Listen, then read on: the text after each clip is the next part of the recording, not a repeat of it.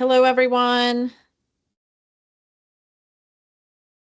Thank you for joining. We are going to give a little bit more time to officially start the boardroom session. Probably give a couple more minutes of people, floating in with meetings ending and things like that.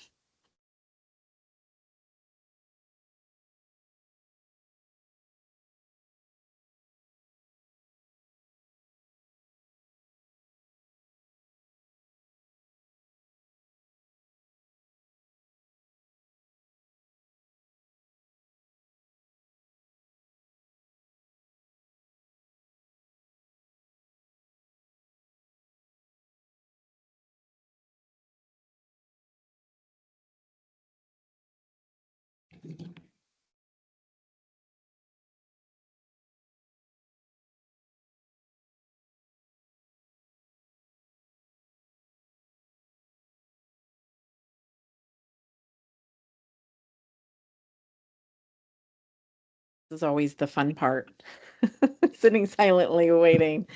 So thank you. I know more people are joining. We're going to give maybe another couple minutes, minute or two here before we get started, letting people kind of join in after, top of the hour from a meeting perspective.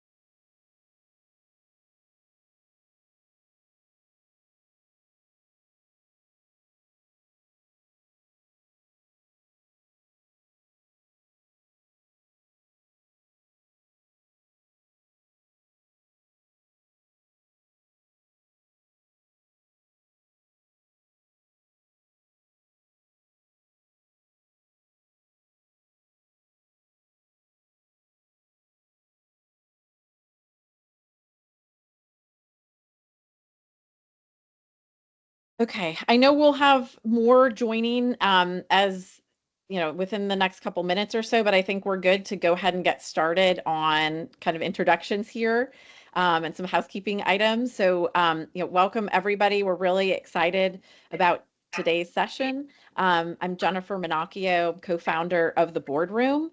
And for those of you who are new or don't know who the Boardroom is, we are an organization focused on helping advance women to higher levels of leadership.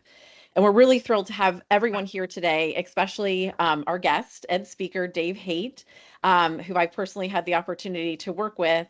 And Dave is an expert negotiator. So he's going to be sharing more with us today about his game-changing negotiation strategies.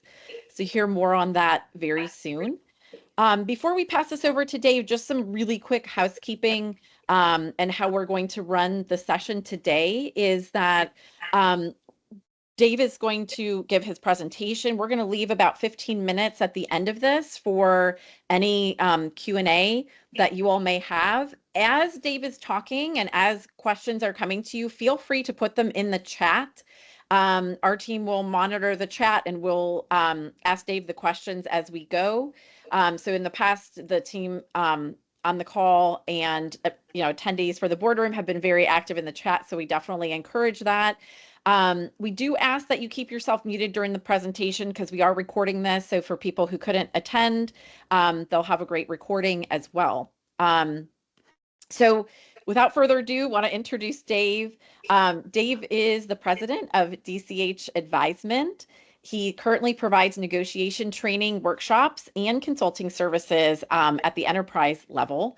And for those of you who don't know Dave, he has spent his entire career negotiating in some form or fashion.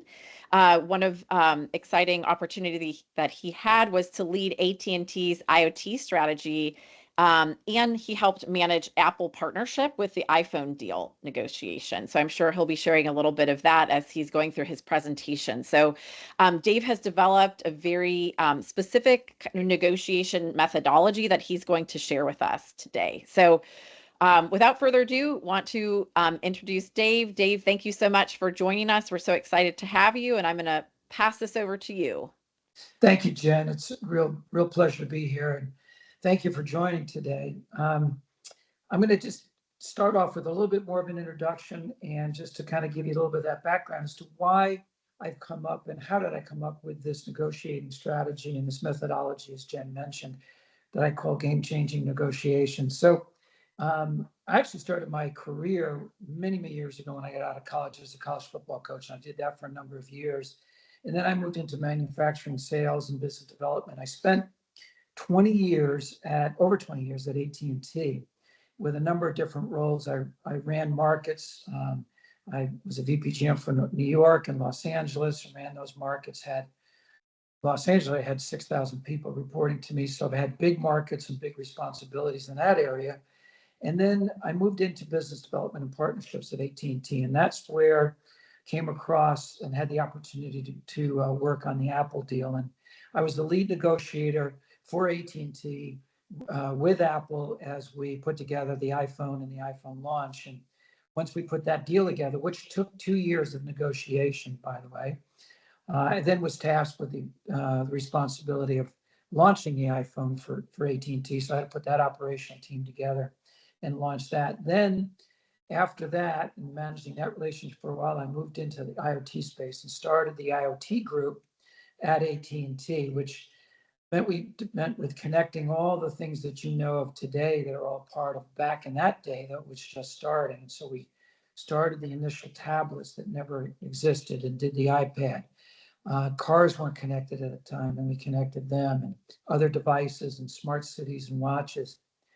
I retired from AT&T back in 2014, I think, and I started consulting and doing that type of work. I did end up taking on 2 roles. One was with a software company where I did business development and partnerships, which was a heavy negotiating type of job. And then the last one I had was at Global Star in satellite communications, and that's where Jen and I have met and worked together. So I've been a professional negotiator for over 40 years, and today, as Jen said, my focus is around conducting workshops and consulting, and I'm actually writing a book on negotiating, game-changing negotiations. So Jen, can you go to the next slide? So let's start by talking about what is negotiating. Well, it's really part art and part science. And you can see that coming up now? Perfect. Thanks, Jen. So negotiating is really part art and part science. It's part relationship building and part mind game, part holding firm and knowing when to give, part good cop, bad cop, part ready to walk away, part knowing when to stay and when to find a way to a solution. It's part risk taking and part mitigating risk. It's a combination of left brain and right brain functions and operating simultaneously. So the brain has to operate in both functions simultaneously to be a good negotiator. So what's some of the art part to this? Well, it's relationships, it's timing, it's understanding and having empathy, it's tone, body language, emotion, and storytelling. The science side is more around strategy and tactics, positioning, using facts, and then planning. And so both of those skills have to be incorporated at all times in a negotiation. Now, we all negotiate every day. And everything that we do during the course of our day, whether it's work or personal, in those lives, we are negotiating. We can negotiate with family and friends, neighbors, with our boss, peers, suppliers, customers. We're constantly negotiating. We negotiate to buy things that we need. We negotiate to sell things. So we are both buyers and and sellers in the negotiating process. Now, one of the things that I have learned that's very important is guiding principles, and implementing and utilizing guiding principles in a negotiation is a very foundational piece. And what a guiding principle basically is, they're establishing clear objectives and managing risk. And this is from both sides. And you actually come together and work on the guiding principles in the early parts of a negotiation together to make sure that you are going to be heading down the right path. And it's really a document around 3 to 5 initiatives and goals that both sides can agree on, that what you want to achieve in the deal and in the negotiation. So let me give you an example of, in personal life, how that works. Not just in the business side of things, but it can also work in business, on the personal side. So my wife and I are having to have a generator that we have in house, an old generator, having it removed. So it's a big job because it's a big generator, you need a crane, all this kind of stuff. So in talking to the contractor that's going to do that, I had to establish some principles as to what was going to work for me. And I wanted to make sure that this was going to work out. So in that process, when, the guiding principles were around, what's this going to be? What's this going to look like when we're done? What's this going to be at the end? What's the process? How are we going to do this? And then very importantly, I need to make sure that the contract had the right liability in it, because I don't want this guy picking up the generator with a crane, swinging it into my house or into a car, or dropping it on the driveway, or taking out a tree. So I had to make sure that I had these very clear terms, that these principles that I wanted to make sure. So we talked through, and agreed on how all of this would happen. That's just a simple example of how guiding principles are an important element in any negotiation. Because I hadn't thought those through, or I hadn't identified those in advance, then that whole process of trying to come to some agreement would have been different. I might not have gotten what I needed to at the end of it. So the best negotiations, at the end, create a deal where there's really a partnership. You're actually working together on this, and to achieve a mutual benefit. And I know many times it seems as though in a negotiation, that's not what happens, but that's actually the best deals are always ones that have mutual benefit and act as a partnership.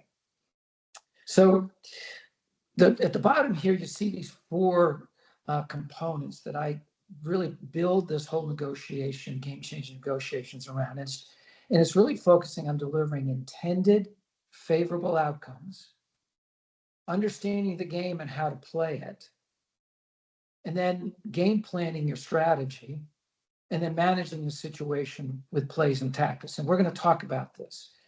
So let me just leave you with, kind of just this slide with just this one thought, and then we'll go to the next slide. Is creativity is intelligence having fun. And that's Albert Einstein. And the reason I use that one there is because you have to be very creative in a negotiation. And in most business negotiations, it really requires a great sense of not just intelligence, but creativity. You can go to the next slide, Jen. So this is what we're going to talk about. We're going to talk a little bit about game planning, but most of the time we're going to talk about the situational management, negotiating compensation, and at the end, we set aside about 15 minutes for questions and some closing thoughts.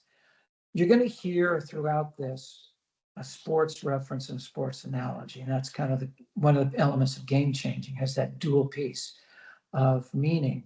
And part of that's because, I'm an old football coach, and that's how I learned to think strategically and strategize and prepare and actually go into negotiation. And what I found was the skill set for both of those things are almost identical. And so you'll hear some analogies here. Now, it just helps a little bit to understand how some of this works. But rest assured, you don't have to know anything about sports or about football or even like sports to understand how this works, to game plan and run plays and how to use timeouts and things like that. You'll see exactly what I mean as we kind of dig into this. So Jen, can you go to the next slide? So let's start with game planning. So a game plan outlines and identifies the structure in detail of how you create a plan of action and how you're going to create value for your side, who you're negotiating on behalf of, whether it's yourself or whether or not it's, for your company or whatever it is. It's important that you put a plan together. And that's exactly what it does. It helps you stay on task during the negotiation. Make sure you're staying in alignment with your strategy, because it's easy to get off strategy in a negotiation. The other side is going to try to drive down certain paths. They're going to try to create value in their way. And it's very important that you stay on task. And in order to do so, both in the planning process as well as during the negotiating process, you have to base your strategy on principles. Now, I've listed 3 of the primary principles here. These principles that I use each time to put the game plan together, as well as operate the tactics during the negotiation. Now, there are 12 negotiating principles that support these 3. I'm not going to go through each of those today because of our time that we have. But here's the 3. Know the game and the other side. It's really important to understand the rules of engagement, how you're going to negotiate, how do they negotiate, what's the objectives around this. This is where the guiding principles come into play. But you've got to research the other side, get to know them, and get to know what's important to them. What are their objectives? How are you going to play this game with them? The second is build relationships and trust. And this is really around creating a partnership culture. This is not something that you'll do by yourself. In other words, they can't be one-sided. One-sided deals fail. I have seen them fail time and time again, and I've learned not to do one-sided deals ever again. But you also have to keep your promises and be reasonable and fair and build trust in the relationship. And the third is game planning and manage the situation. And this is really around how you strategize, how to use tactics, how do you manage the situation? How do you manage risk? And we're going to talk quite a bit about managing the situation. And lastly, in this category is you need to create a deal that you can execute, that you can operate. Too often, things get too complicated or too one-sided, and both sides can't operate.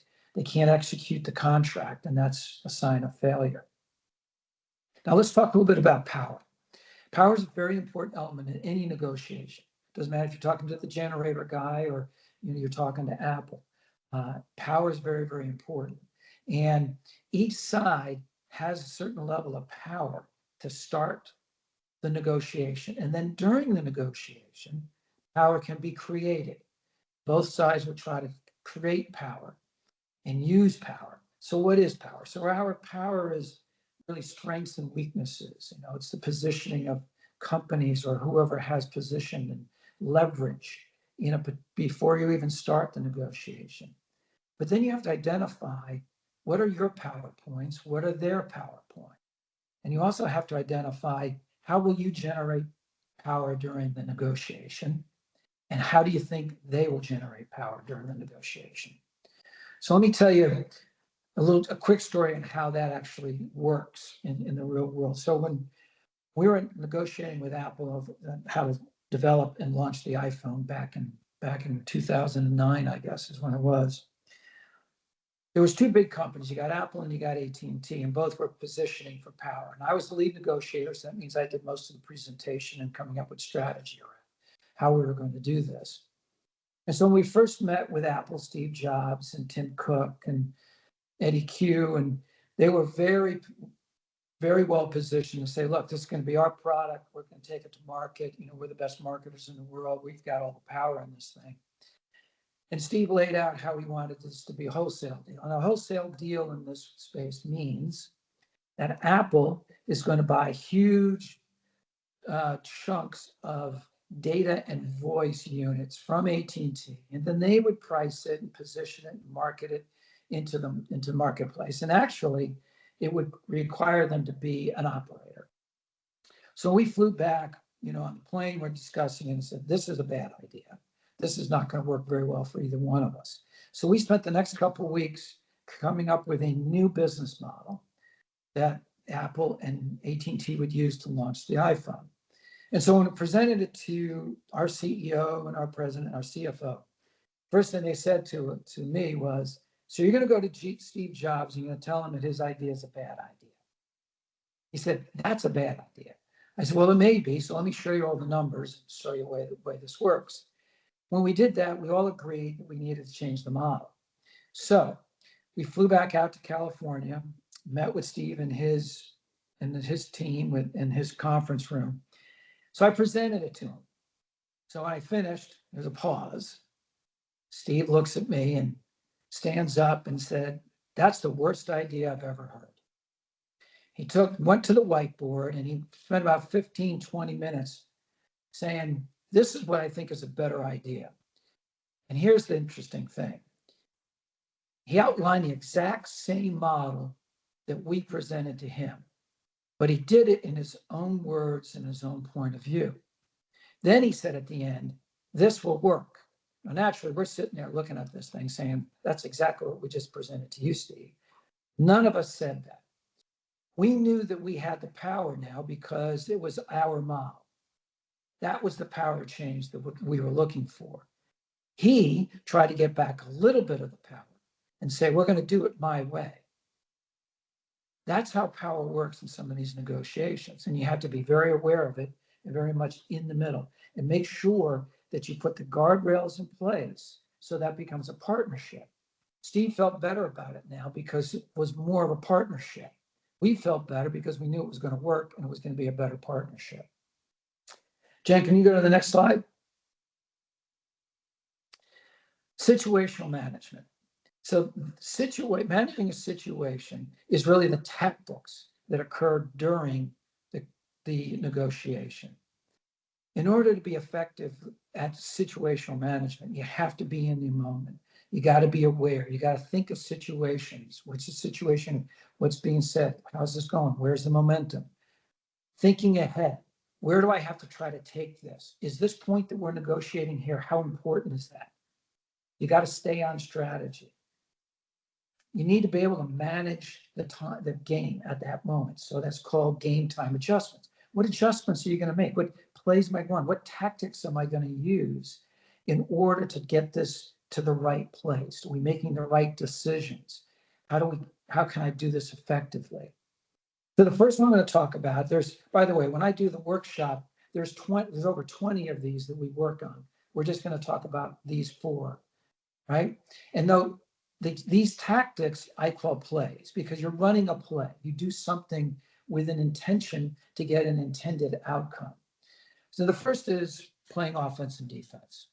Every negotiation, you're either playing offense or defense at any given moment. And many times you have a choice as to what you want to do, be more offensive or be more defensive. It's about control and counterattacking to defend. Now, you've got to put some of this into your game plan up front. How do you want to play offense? How do you want to play defense? Some of that has to do with who you're negotiating against, which I'll get to in a second. But in offense, you want to take control. You want to drive the process. You want to take it down a certain path. And you're very intentional as to what you're doing. Now, sometimes you do that if the other side is either somewhat weak. You don't think that they could probably get you to the point you need to. Maybe they're not as experienced. Or maybe you don't trust them very much. And so you have to take control of it. Playing defense, on the other hand, is more of a cautious approach, allowing the other side to take more of an offense, let them take control. Now, there's some advantages to that, especially if they're an aggressive negotiator, because many times people make a lot of mistakes. The more someone talks, the more apt to give you information that you need to use in the negotiation. So allowing them to take that control can be to your advantage. They'll say some things, they'll show their cards, if you will. They'll open up and position things, and now that gives you information that you can use in the negotiation.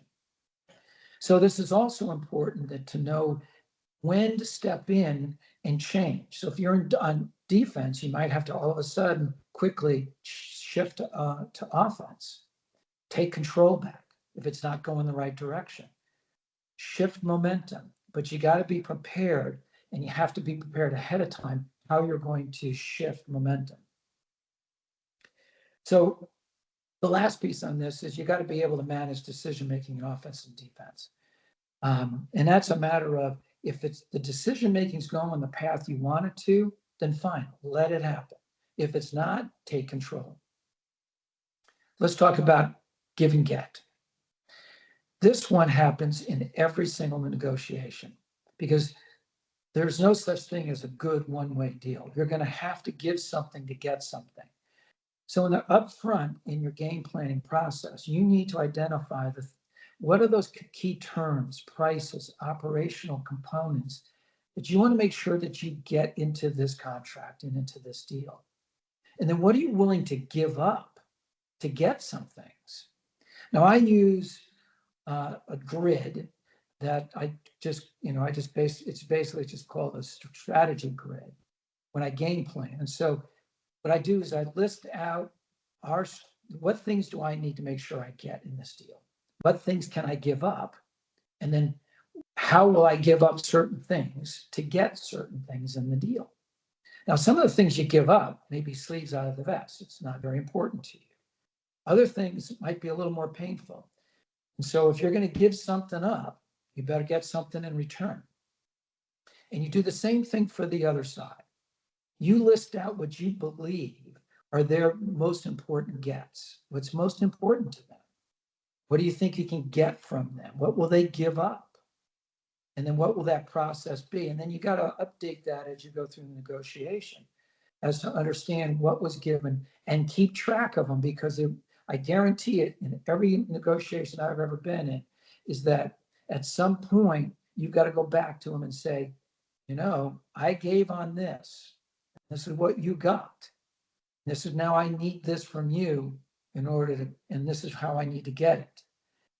That's really an important element, these gives and gets, and having a strategy to support that, knowing exactly what to get and what you have to give to get it sometimes.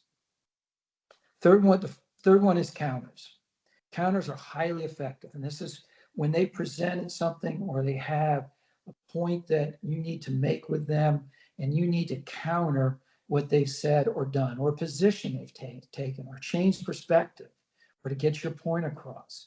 Sometimes you'll have to recap in advance of a counter. That means is when you're going to give them a counter, you set it up. You say, okay, well, here's what's going on. Here's what's important to me. Back in the beginning, we did the guiding principles. These are some of the things that we set out. We're not going down this path. This is what I need now. And a really good counter is called the what if. And it's really basically saying, what if we tried this? Or what about this option? Or what if we did this? Or what if you, instead of X, Y, or Z, you tried A, B, or C? Those are that's a great way to do a counter and position. Let me tell you a quick story on counters. Back when I was in Quest many, many years ago, we had a long distance business, and that's when long distance, you actually charge for long distance. And it was actually a very big business. And we were negotiating with American Express. Back in that day, there was a thing called affinity marketing. They still do it today. If you go on American Express, they have all these offers. Well, one of those offers back in the day was long distance. And so we were trying to get that business. The big players in the space at that time was AT&T and MCI. And so in the negotiation, the American Express senior vice president I was negotiating with had a huge power position of everything had to be their way, and it was a one-way deal. And so after about an hour of a 3-hour meeting, we were about an hour in, I told him, I said, look, this is all one way. You put all the risk on us. We don't have any of the elements that benefit us. So we've gone over this for an hour. You're not budget on this. So I'm just going to shut this down. We're not going to be able to go forward on this any further. So I literally got up with my boss. He was shocked. His face, he was in total shock. We got up and we left. So we're in the elevator going down. He's like beside himself. He can't believe we're not going to be able to do this deal with American Express. I told him, look, we just started the process here. So here's what we're going to do. We're going to go to the airport. And while we're waiting to get on our flight, to fly back from New York out to Denver, I'm going to give him a call. And I'm going to give him a counter. I'm going to give him a what if. And so what I did was I called him and I said, here's 5 things that we need that you haven't agreed to. If You can agree to these things. I can agree to these things, and we can move this forward. I said, I don't need an answer from you right now. I'm going to call you in 2 days. And if you want to move this deal further, we can come to an agreement on these things. And so that's what happened. I called him in 2 days. He agreed, except for one, we had to negotiate a bit further. And we ended up doing the deal. It was the largest deal that MCI has ever done with any type of a partner. That's the what if. The last one here is the power of why. Power of why is a tactic that you use to get deeper into a situation, get more information, get them to disclose more information. It can be used both in an offensive or a defensive situation. And basically, you just ask them why. So if they present you with a term or a pricing, you ask them why. Why is that important to you? Why do you need that? Why? You can ask why 100 times to keep getting more information. You can use it to push back. You can use it to change momentum. You can use it to question their validity. If you think somebody's not being truthful, the why technique, using the power of why, is the best way to get them, to give you answers or get off a topic or to disclose something that they may not be upfront about. So it's a very, very important tactic to use. I'm going to hit you with another quote. Good tactics can save even the worst strategy. Bad tactics will destroy even the best strategy. That was George S. Patton, U.S. Army General, World War II. Tactics manage the situation, absolutely critical to being successful and effective and getting intended outcomes out of your negotiation. Let's go to the next slide, Jen. Now we're going to talk about compensation. How do you negotiate compensation? Well, there's 3 big things here I wanted to talk about. And it was getting the total value of your compensation is the first. You have to have tools in a negotiation, and in compensation negotiation is no different. You have to use strategy and tactics. But the most important thing here is look at your compensation from a total comp perspective. What are the different components of it? Those are your tools. So your base salary, bonuses, are they quarterly, annually, monthly? Are they individual or are they team? Are there spot bonuses available? Is there a signing bonus if you start a new job? By the way, they're not being used very much anymore. Is this a commission type of job? Is there equity? What's the value of the stock? Are there stock awards, options, RSAs? Is a privately held company? Is there profit sharing? And then benefits. Everything from 401k to healthcare to vacation leave and the whole list. The list for now, benefits in the other category, is longer than the rest of the benefits nowadays. But that you've got to be able to use the total compensation tools in order to negotiate. And the reason is you may not get what you want in salary, but you could get it in bonus. Or maybe you can get it in some stock RSAs. I've done it a lot of different ways over the years. And if the company has more flexibility in one category, we got to leverage that and go down that path. They may not be able to move much on stock, or they may not be able to move much on salary, but the other one they can. So you've got to understand the elements of the comp in order for you to be effective at negotiating and understand the long and the short-term ramifications of that. The second is know the comparisons. You have to do your homework. You've got to know the industry comparisons about your job level, the roles and responsibilities that's either in the new job you're going into or the existing job that you have. There are company policies. So if you're talking about raises or bonuses in an existing job, know the company's policies, know the bands, know the salary ranges. You've got to do the homework, because if you don't know where you stand versus everyone else, it's very difficult to get what you want. And the last is another conversation about power. Now, it's the same thing, premises that we talked about before. You have to identify what your power is in this negotiation. In this case, power is your value. What value do you bring to the organization, to the team, and most importantly, what value do you bring to your boss? So whether it's new, existing, or a promotion, how will you create and how do you create value for your boss? That is a very important element. So identify, write them out. What are your accomplishments? And what are the things that you've done well? Now, in the event that you have not had a great year, or the team hasn't had a great year, you still list out what accomplishments that you've had. Hopefully there's some. But even in a case where there's probably no bonus or no raise coming, what you can do then in that case is point out that if in the next 3 months or in the next 6 months, I can accomplish these things, I'd like to get a raise. I would like to see, get the bonus at that point.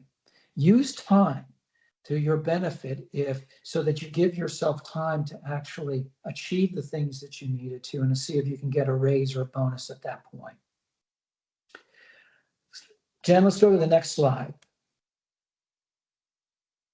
Now, this is the last one, if I can get my screen to move. And so we're going to talk a little bit about how to negotiate this. So the first thing you need to do, whether it's a new position, existing, or promotion, you need to identify your target comp. There's two elements to target comp. One is, what is it you want to make from a salary, a bonus, and all the other components? And then what's your negotiating margin? The third piece is, what's your break point? What's your walk away? I'm going to give you an example in a second here as to how this works. So when you build your negotiating strategy, your game plan for negotiating your comp, identify your target comp and then add on your margin. Your negotiating margin in most cases is about 10 to 15%. Now that's especially in going into a new job. And then identify what your break point is. What's the lowest you'll go to or you walk away. Key point, don't ever split the difference. Don't ever split the difference. And then always use your tools. So let me give you an example. So we're going to use some easy numbers here to make sense of it all. So let's just say in this job that you're going for a new job. And this new job, you believe, based on the comps and everything that your research you've done, that you should probably make $100,000 base salary and $50,000 in bonus on an annual basis. So in that case, your target comp's $100,000. Your negotiating comp target is $110,000. We'll use 10% as a percentage. And then let's just say your break point's $95,000. I am not going to do this less than $95,000. If they come back less than that, I'm not going to take the job. So this, they offer you $90,000 base salary, and let's just say they offer you $25,000 in bonus. So you tell them that's not what you think the role, that's not what I'm looking for. I believe the role should be comped higher than that. And so if your target's 110, you can tell them it's 110.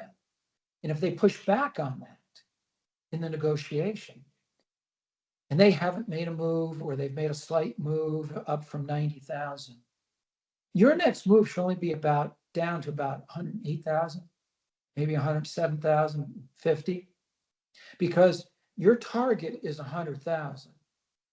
And now you've just created the negotiating zone. So initially it was 90 to 110. Now you're only going to bring it down a couple of $1,000s. You're not going to move it down very much. And if that puts them in a position to have to move up. Again, that's that back and forth that goes on. Now, hopefully that they'll get, to a point where you can get that 100,000 that you want, at least the 95 at your break point. If not, then you have to walk away because you know what your break point is.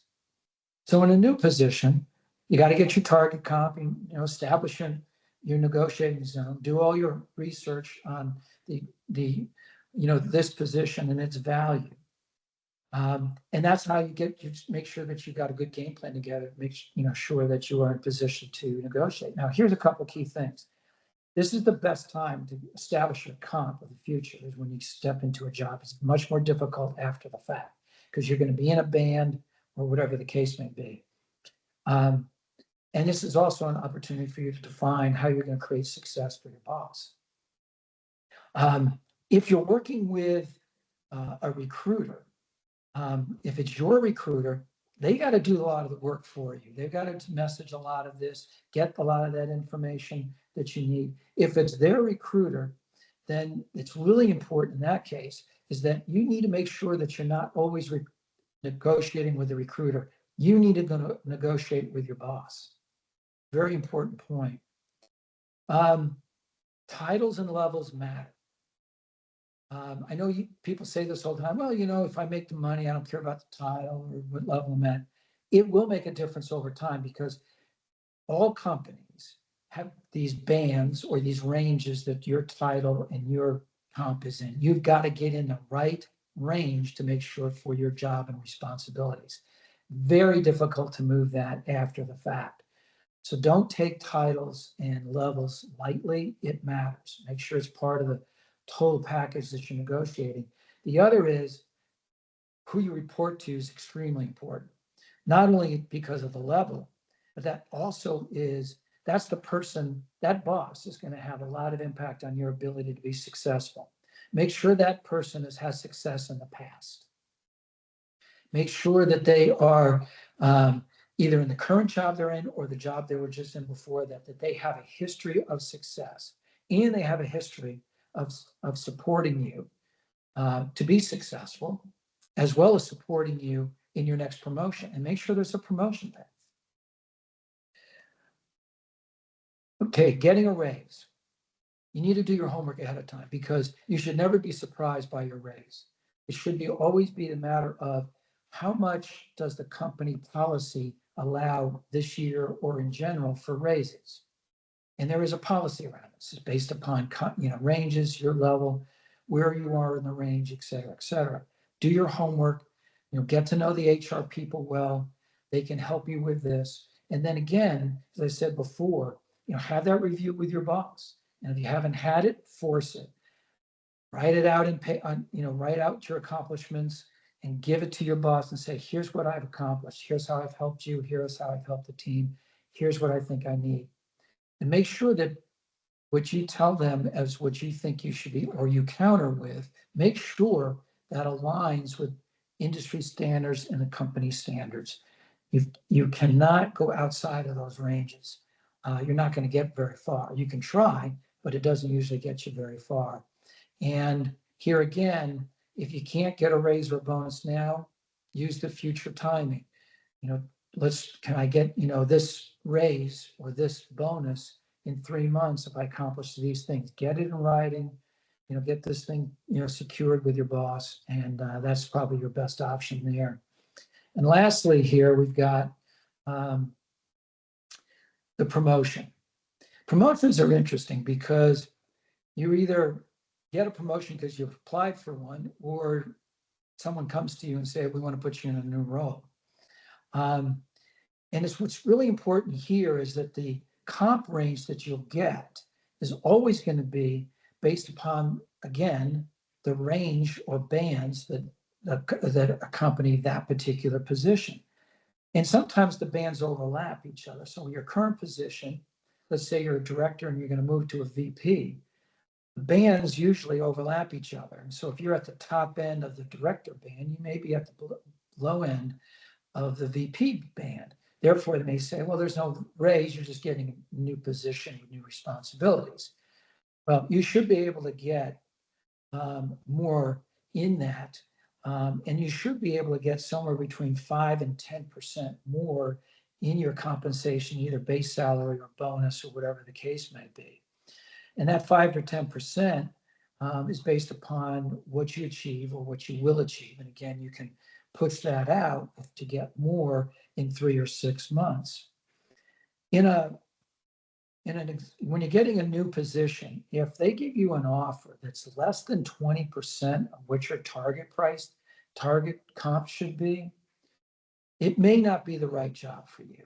And if you're looking for a promotion or a new job, if you're not in that range that you think you need to get, and again, you're basing this on comps, comparisons in the industry and the company and what the roles and responsibility are. And the more you lay this out in a plan, the better off you will be in being successful in getting that comp that you need. And if you counter, you got to be careful because percentages mean a lot. Again, that somewhere between 5 and 12% is probably the best category as far as countering. And maybe you look to counter and you maybe put 5% on your base and 10% on the bonus. Use the tools that you have in order to negotiate a complete comp plan. Or say, I need X number in shares, if it's an opportunity where you can get companies' shares. Use all the tools. Never negotiate just one piece and then go to the next. Always negotiate your compensation holistically as in total comp. And remember, be fair and reasonable because, this is either your new boss or your existing boss. And you always have to have a relationship and a partnership. The best way to have success in your job is a partnership with your boss. So let's go to the next slide. I think we're ready for questions. So I think we're right on time. We have any questions?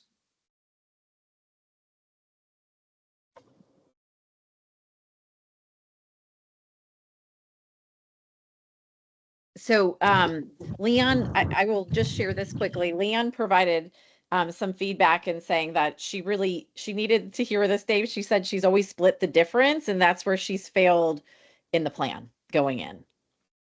Yeah, let me just comment on that. Thanks for making that comment. I've learned that the hard way. There's a great book out there.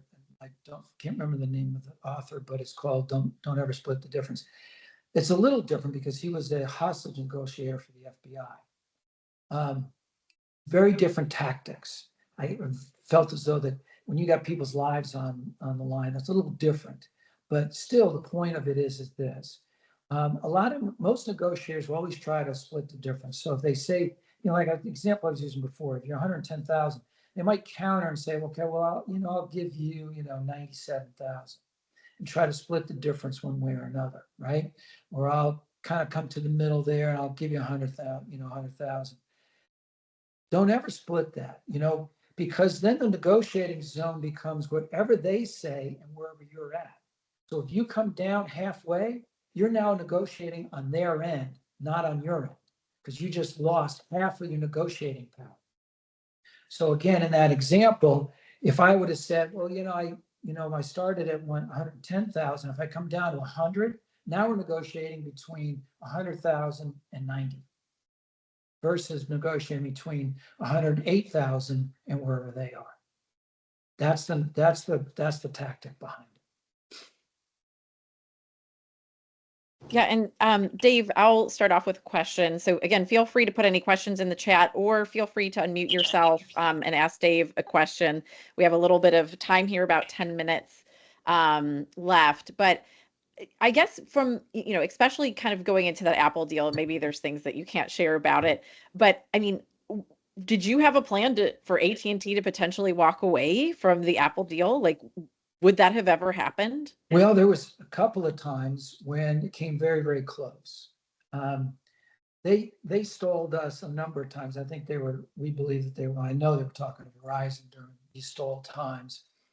And so they were just kind of putting us on ice. Well, we decided we weren't going to pick the phone up. We're going to ice them back.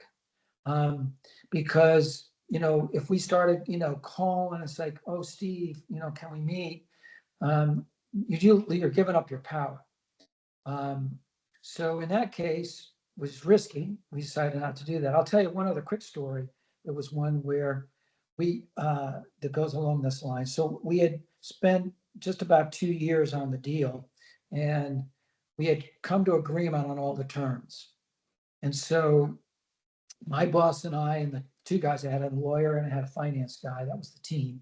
We went in and talked to our CEO, our chief financial officer, and our president. And we we pitched it to them. We said, this is the deal. We got everything we wanted.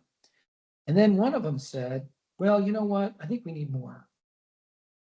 And so we had to go back in with a list of I think it was about 7 or 8 items after we agreed, and gone back in with them and said, guys, I know we agreed, but we need these things. Well, they were none too pleased, and they used all kinds of language as referring to us. But because we had built a relationship and there was trust, over time, took us another 2 months, over time, they started to understand why it was important to us. So I use that as an example of times when, we've had to walk away, because we would have had to walk away if we couldn't get those extra 7 or 8 items. We would have said, nope, we're not going to do it. And that deal, as you probably can figure out, was the largest consumer deal, the most important consumer deal in the history of electronics and maybe any product ever. Changed the path forward of how we all communicate today. And has been worth hundreds of millions, billions of dollars to both companies. But we would have had to walk away if we couldn't get the right terms in the deal. That'll make you a bit nervous, let me tell you. I will say so. That will make you a little nervous because we started to put that deal together. We realized how large it was going to be. We thought we knew in the beginning.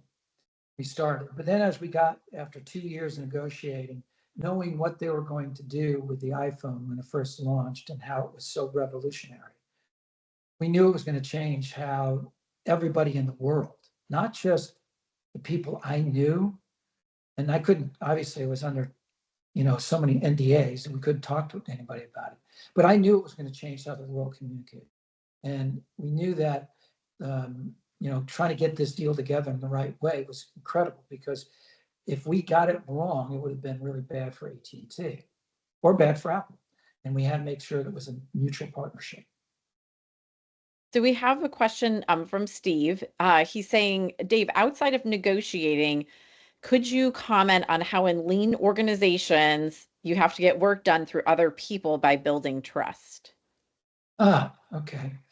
Well, that's a great point. Well, the first thing about, building trust with people is about communication, is understanding whether it's somebody that you work with, works for you, you work for a peer, a customer, or a supplier. In any one of those environments, the most important thing of establishing trust is understanding what's important for both. And that's where those guiding principles kind of come in, is understanding what's important to you, what do you need out of this relationship, and so forth. And then constant communication around that, and making sure you're aligned. The second is keeping your promises. You've got to keep your commitments. And so I'll use a negotiating example. If we agree to a term, and I just gave an example where we didn't do it, you got to stay with those terms. Don't start changing them just because you want to get a better deal. If you have to change something like we had to go back and do, you have to have good reasons. And we spend a couple of weeks just working on, this is why we have to go back and get these new terms. But you got to keep your promises and be able to justify any action that you have. Third is be fact-based. Never be emotionally based in business and your personal relationships or your business relationship. Be fact-based. That builds trust, because now you're saying, look, this is the way it is. These are facts. This is not something I'm feeling or making up or I wish was better. Use facts. And I think the last piece of it is then once you establish trust with people, you have to give them your trust. Let them go and do their job. They will do great things if you give them your trust and allow them to go. Yeah, they'll make some mistakes, but allow them to go do things. I have built my entire kind of professional leadership on that component right there.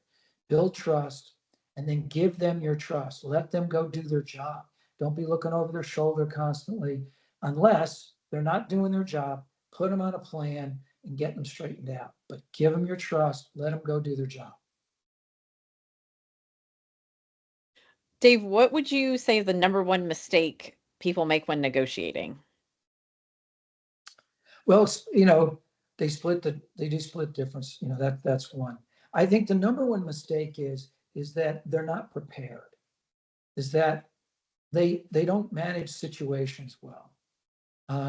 You'll see someone that is, I've sat next to and across from both good and poor negotiators. And I think the one thing is lack of preparedness is to know how to handle a situation.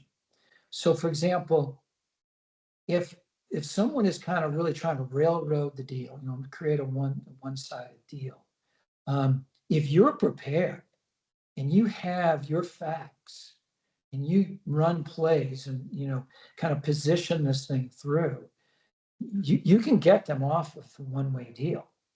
And if you can't, then you should walk away from it, quite frankly, which is the hardest thing for any negotiator to do, because you want to win the deal. You want to get the thing.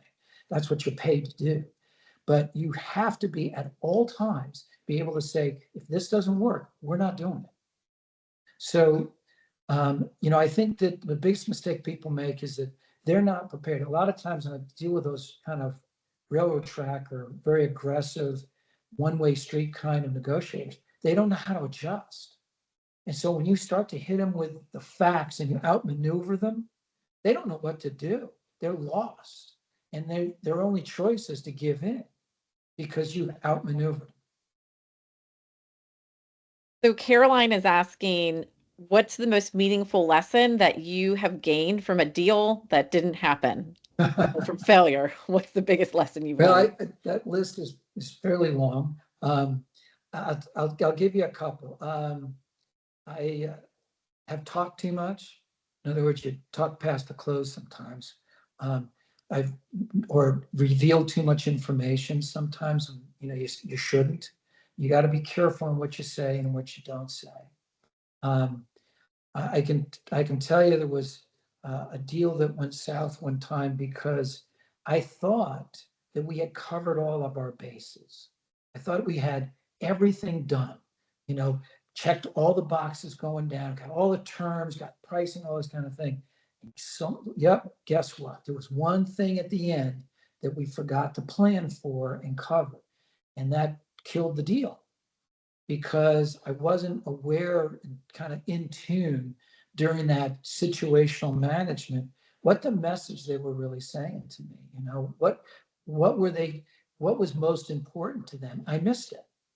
And again, that will kill the deal at the end because you got everything lined up and said, you've never addressed this. And we're not, we're going to go with the other guys because, they did. You got to listen. You got to listen. This was amazing, Dave. Just wanted to thank you so much for your time and your wisdom and sharing your stories and your lessons learned here. Just for everyone on the line, really quick, I did drop in, Dave, your LinkedIn profile. So that's linked in the chat. And then also I dropped in the LinkedIn page for the Boardroom. If anyone wants to follow along who's not following us, we have sessions throughout the year. So thank you, Dave. Thank you for everyone attending. This was excellent content and much needed. Well, thanks, Jen. Thanks for having me. Everybody have a great day, and thank you for giving me your time. Appreciate it. Take care.